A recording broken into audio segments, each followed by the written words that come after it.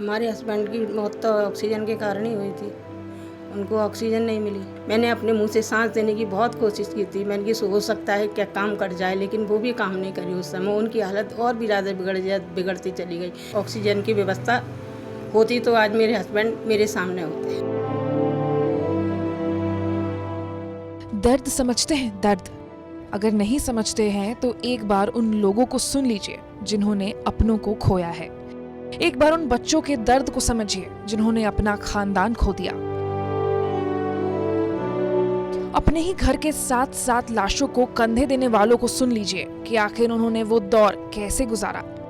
रात के अंधेरे को चीरती एम्बुलेंस की वो आवाजें, अस्पतालों के बाहर चीखते परिजनों का वो दृश्य शायद सरकार रिपोर्टों में तलाश रही है, लेकिन जिन्होंने वो दृश्य जिया है, उसे झेला है, वो आज भी खौफ को नहीं भुला पाए। सरकार ने ये तो कह दिया कि ऑक्सीजन की कमी से किसी की मौत नहीं हुई, लेकिन उनसे पूछिए जिन्होंने एक एक सांसों की भारी कीमत चुकाई है।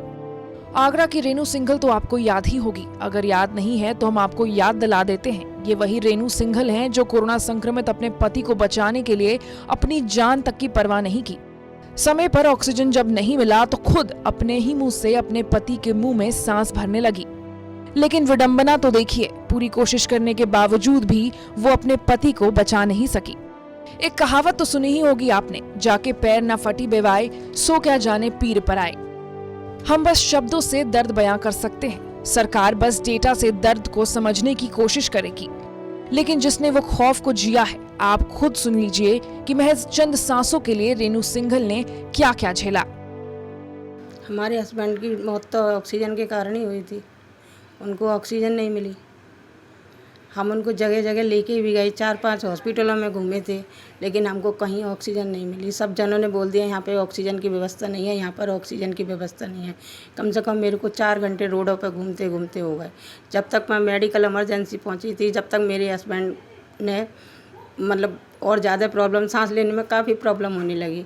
मैंने अपने मुंह से सांस देने की बहुत कोशिश की थी। मैंने कि हो सकता है क्या काम कर जाए, लेकिन वो भी काम नहीं करी। उस समय उनकी हालत और भी ज़्यादा बिगड़ती चली गई।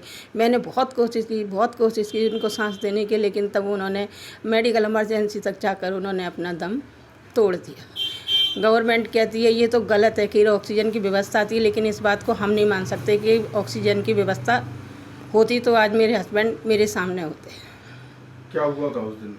उस दिन उनकी अचानक एकदम, उनको 6 दिन पहले फीवर आ रहा था, ट्रीटमेंट घर पर ही चल रहा था। उनको 23 अप्रैल को अचानक उनकी तबीयत बिगड़ी थी। मैं हॉस्पिटल लेके गई थी। उनको 4-5 हॉस्पिटलों में ले गई थी।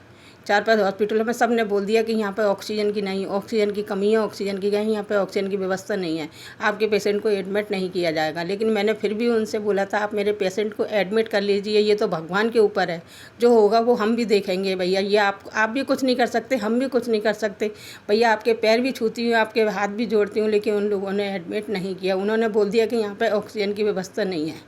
ऑक्सीजन की व्यवस्था नहीं है तो हम आपके पेशेंट को एडमिट कैसे कर सकते हैं।